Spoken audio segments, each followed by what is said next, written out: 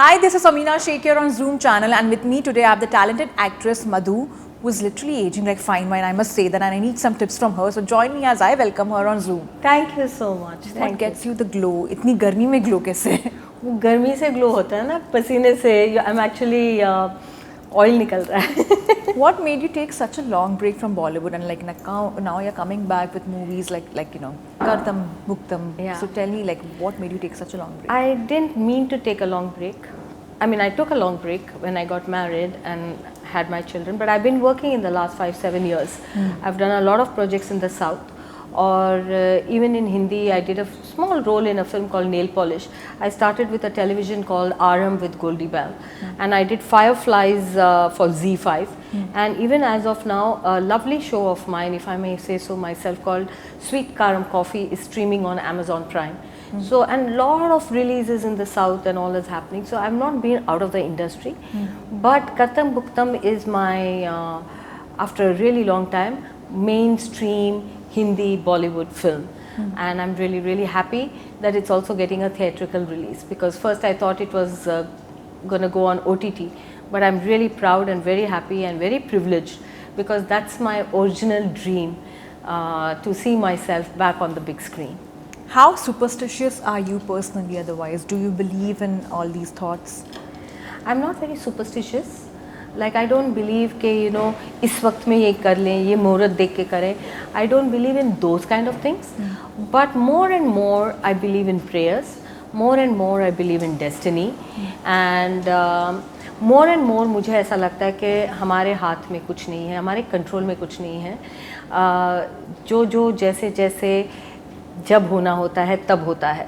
The only thing in my control is the attitude I maintain and the effort and the sincerity and the joy I put in. So अब ये कर्तम भुगतम मुझे करना था, ये मुझे नहीं पता था कि कैसे. I don't have a PR, I don't have anybody chasing it for me. It came to me. But once it comes to me, I put in my best and I feel very happy. So this is the part I believe in destiny. So coming back to this also, you know, as you said, like you're a destiny child in a way and you believe in that. Are you also a karma believer? Do you also feel that sometimes what you give is what you get? In a big way, in the big picture. Not ke abhi, matlab, you know, it's not like I don't believe it in a negative way. Oh, abhi acha karo to acha ho jayega. It's a very small way of thinking. But in the large scheme of life, it is what we put out in the world. The world is a reflection of what we are showing, projecting and putting out. So I believe in karma in that way. Not in the way, you know, आज मैंने इसको 10 रुपए दे दिए, अब मुझे कोई 10 रुपए दे देगा. It's not so simplistic. Yes. But yet everything in life is, whatever is coming out of me is what is going to come back to me. That I believe. Do you also feel, Madhoo, that you know the industry has changed a lot in terms of the rules, the norms which are followed earlier versus now? Do you feel that the spectrum has broadened rather than, you know, coming into a narrow space right now? Do you feel that there is a fast growing pace right now wherein there are a lot to offer rather than just, you know, secluded to certain rules only? You know, it's a very difficult question for me to answer, because in a way many segments have opened out. OTT and social media being something that was not there even 10-15 years ago. So every year, every decade, you know, it's just booming and becoming bigger. This whole insurgence of OTT, and therefore actors like us can really benefit from that. And in a way it's become small. The world has become small. Like, for example, back in the day, Madhuri Dixit did Beta in Hindi, which was a super hit. But I did Beta in Kannada, which was a super duper hit. You know, so the people, the Kannada people hadn't really seen the Hindi Beta, and the Hindi people were unaware that I was doing the Kannada Beta. So to that extent, it was like people didn't know what people were doing, and more movies were made. More industries were flourishing. So many of Amit Ji's films from Hindi were being made in the South by Rajni sir and Kamal sir, and vice versa. Their movies were made here. Now there's only one film being made. If it's a hit, it's hit all over. If Fighter is a hit in Bengali, Orissa, Tamil, Kannada, everywhere. You can't now remake a Fighter.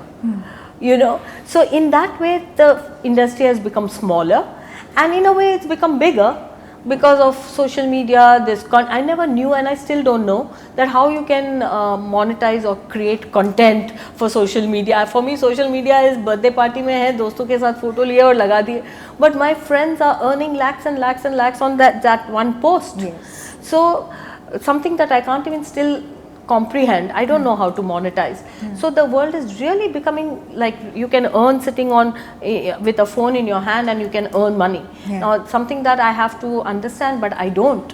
So in a way it's become bigger, in a way it's become smaller. One movie was made in 6 different times with 6 different actors and industries. So 6 industries at different time engaged. So many people worked for that one story and one movie. So that was, what do you call it, was small. You know, Hindi industry was small. Tamil industry, today one Tamil film, Pushpa, Telugu film is hit everywhere. So I don't know how to answer your question, whether the industry has become bigger or whether the industry has become smaller. But also, you know, as we talk about the industry before, and you also belonged to the industry, you know, in a way that you are Juhi Chawla's cousin, you know, you're related to her. Did that benefit you, or it worked against you, because both are eventually actresses in the same industry? I am Hema Ji's cousin. And you're related to Juhi Chawla, so the same family. Is my sister-in-law. Yes. Married to my brother-in-law, cousin, my husband's cousin. So yeah, we are actors, we are family of actors. But Juhi ji came into my life much later as a family member, only after I got married. And when I got married, I had kind of left the industry I had taken a sabbatical. So her being in the family, emotionally or mentally or physically, it did not affect me. But me coming from Hema Ji's family had an impact. Firstly, and only good impact, I would say. The thing that coming from a home of an artist of Hema Ji's stature gave me a lot of dignity. Something that whether I got a movie or not, whether I was appreciated as an actor or not, definitely coming from Hema Ji's house gave me the respect that, you know, which I know unfortunately many girls who come to Bombay to become actors, they face a lot of not pleasant experiences, you know. But I never had those experiences. Maybe because my father was already a producer and I come from Hema Ji's home. So I carried that some kind of dignity, some kind of respect. It did not give me a movie. It did not give me a hit. It did not give me appreciation even. But it gave me an access and respect. If I went to somebody's office, I was treated with respect. So that much respect I got because I came from Hema Ji's home. And Hema Ji has also moved from Bollywood to politics. You know, would you ever prefer joining politics, and what do you have to say about her entire career from there to there?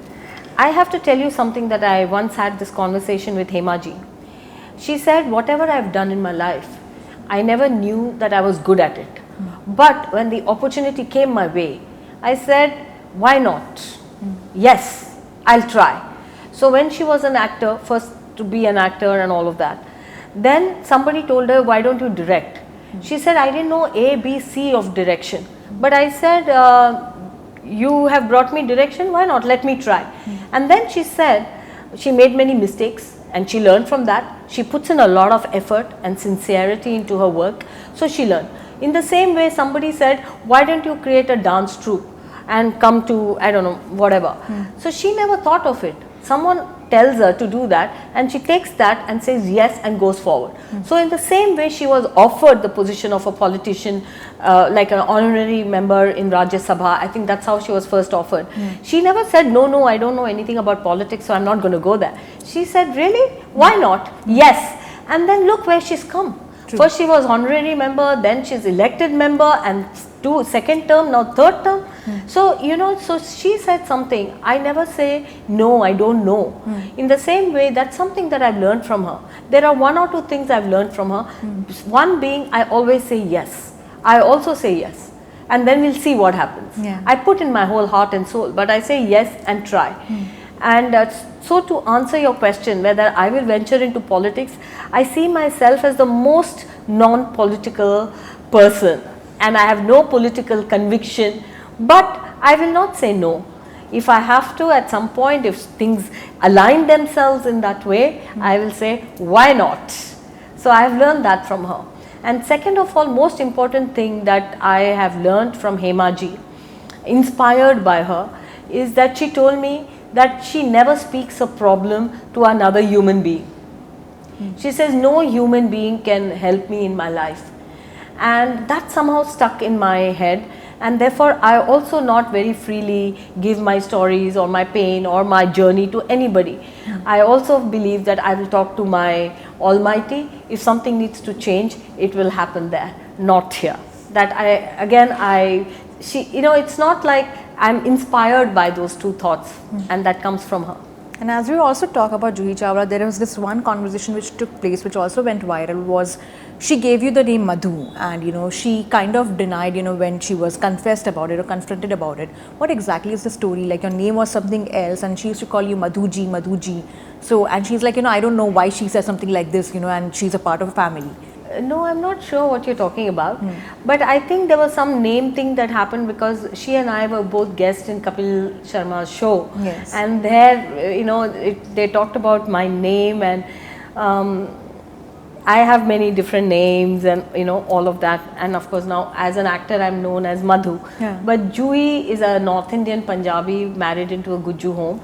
I'm a South Indian married into a Gujju home. Okay. So she somehow started calling me Madhu Ben, Madhu Ben. I thought she was just being funny, and now she only calls me Madhu Ben. Yeah. And I call her, hi Juhi Ben, how are you doing? So we both call each other that. That's the only name thing, otherwise there's no controversy or problem as such. Okay, and as we talk about, you also said in one of your statements that you weren't comfortable when you were offered a role to play Ajay Devgn's mother, because you were almost like the same age, but sometimes, and we have often seen that, even if, women are doing such, interesting roles, they are confined to their ages, they are confined to their marriages, they're confined to the kids, they bring into the industry as such, What do you have to say about it? That statement I made in an interview, which is taken out of context and has, spread everywhere. What I meant was, it was a women's conference kind of a thing.